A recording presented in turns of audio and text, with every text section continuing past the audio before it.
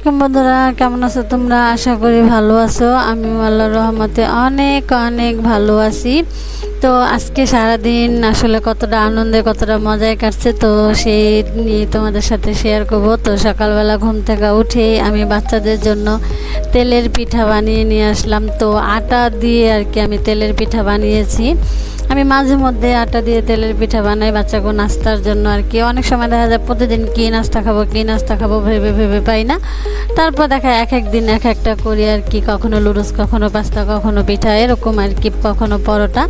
তো আজকে আমি বাচ্চাদের জন্য পিঠা নাস্তা করলাম আর কি। তো আমি নাস্তাটা বানিয়ে ওদেরকে খাইয়ে ওদেরকে মাদ্রাসায় পাঠিয়ে দিছি। আর এই দিকে আমি আমার সকালের কাজটা শুরু করছি আর কি। সকাল উঠলে তো কত কাজ থাকে। তো আমি সবার আগে চলে গেলাম হাঁসের রুমে।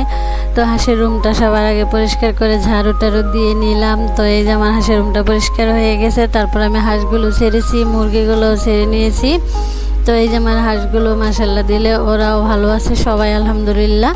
তো তারপর তাদেরকে খাবার টাবার দিয়ে আমি এদিকে আবার আমি গত 4 দিন আগে আবার আমি কিছু মুরগি কিনে আনছিলাম, 3টা মুরগি আর কি কিনে আনছিলাম। তো এই যে সেই মুরগিগুলো, একটা ফার্মি মুরগি আর 2টা হলো দেশি মুরগি। তো ফার্মি মুরগি আমি আগে কখনো পালিনি বা পালন করিও নি, বা এটা সম্পর্কে আমার কোনো আইডিয়াও নেই। তো আমি দেশি মুরগি পালছি, দেশি মুরগি সম্পর্কে আমার আইডিয়া আছে। তো আমি অনেক রিকোয়েস্ট করার পরে আর কি আমি একটা ফার্মি মুরগি আনছি। তারা বলতেছে অনেক ভালো, নিয়ে যান, একটা পালন করে দেখেন, মানে এরকম করে বলতেছে। পর ভাবলাম ঠিক আছে একটা নিয়ে যাই, আর অনেক ডিম পারে নাকি। কিন্তু ফার্ম মুরগিটা এনে আমি এতটা বিপদে পড়ে গেছি, বিশ্বাস করবে না পুরো ভাইয়ারা। মানে ও কোনো খাবারই খাচ্ছে না। ধান দিচ্ছি, চাল দিচ্ছি, ভাত দিচ্ছি, কিন্তু কোনো খাবারই সে খাচ্ছে না। সে মাথায় নিচে নামাচ্ছে না। কেন এরকম করছে আমি বুঝতে পারি নাই বা জানিও না। আর ও কোন ধরনের খাবার খায় সেটাও আমি জানি না এই মুরগিগুলা। তো অনেক চেষ্টা করছি কিন্তু কোনোভাবেই তাদেরকে খাওয়াইতে পারি না। তারপর আমি ধরে ধরে আর কি 2-3 দিন তারা কোনো খাবার খায় নাই। 3 দিন পর্যন্ত তারা কোনো খাবার খায় নাই। এখনও আজকেও কোনো খাবার খায় নাই, 3 দিন হয়েছে। তো আমি ধরে ধরে ওদেরকে খাবার খাওয়াইছি। তো আমাদের বাড়ির পাশে একজনের মানে মুসলমানি করা হয়েছে একটা বাচ্চার, এক ভাবির ছেলের আর কি। তো সেখানে চলে গেলাম।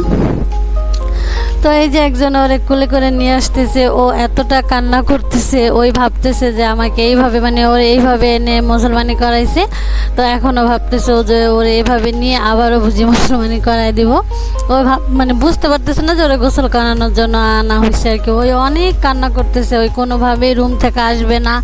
কখনো এই রুমে পলাচ্ছে, কখনো ওই রুমে পলায় যাইতেছে, এরকম করতেছে। তারপরে যাই হোক একটা সময় ওরে নিয়ে আসা হইলো, কিন্তু এখন আনার পরে সে কোনোভাবেই হলুদ দিতে দিবে না। মা চাচিরা সবাই একটু হলুদ দিবে, কিন্তু সে মানে এটাতে রাজি না। অনেক কান্না করতেছে, শুধু কান্নাই করতেছে। ওর মা এই যে আঁচল দিয়ে মুখ টুক জোর করে আর কি হাতটা ধরে আর কি একটু দিতেছে। একটু শখ আর কি, সবারই ভালো লাগে বা আনন্দ, কিন্তু ওই মানে এটা মানে রাজি না কোনোভাবেই। তারপর যাই হোক কিছু করার নেই, সবাই মিলে এইভাবে আর কি ওকে একটু হলুদ টলুদ দেওয়ানো হইলো। তো গোসল টোসল করাইতেছে ওরে আর কি। তারপরে ওইখানে আমরা অনেক তেলাতেলি করছি সবাই মিলে, সবারই ভিজায় ফেলছে। আর আমি একটু দূরে ছিলাম, আমি একটু ভিডিও করছি, এজন্য আমি একটু দূরে ছিলাম। আর বলছি যে আমাকে ভিজায় না, আমি যাব, মানে ভিজবো না।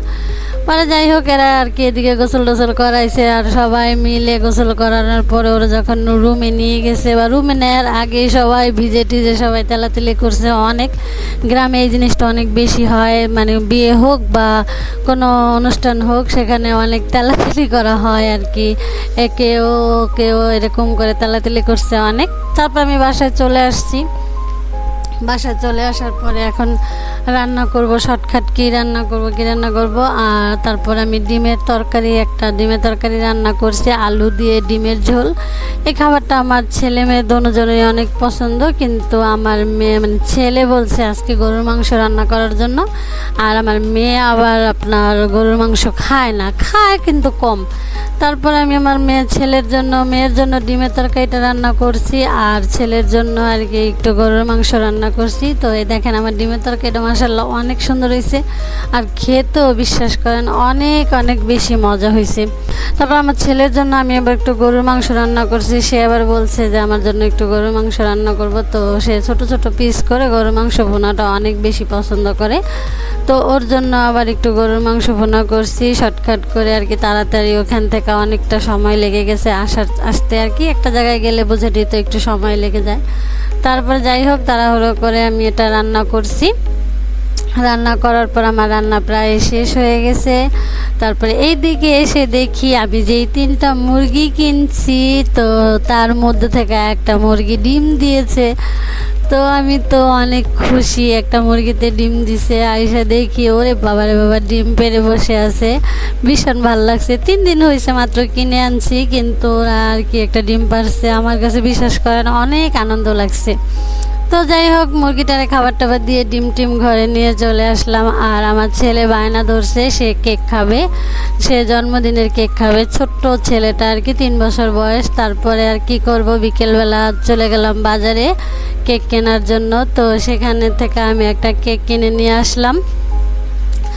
আর কেকের দোকানে বসে বসে দেখি আমিত্তি আর কি ওই দোকানে আছে, মিষ্টির দোকানে কেকগুলো আর কি পাওয়া যায়। তো ওইখান থেকে আবার আমি কিছুটা আমিত্তি নিয়ে আসছি। আমিত্তিটা খেতে আবার আমার কাছে অনেক বেশি ভালো লাগে, আমি অনেক বেশি পছন্দ করি। তারপরে কেকটা নিয়ে আসছি বাসায়। এই দেখেন চামিচ দিয়ে কেটে কেটে আমরা কেক খাচ্ছি।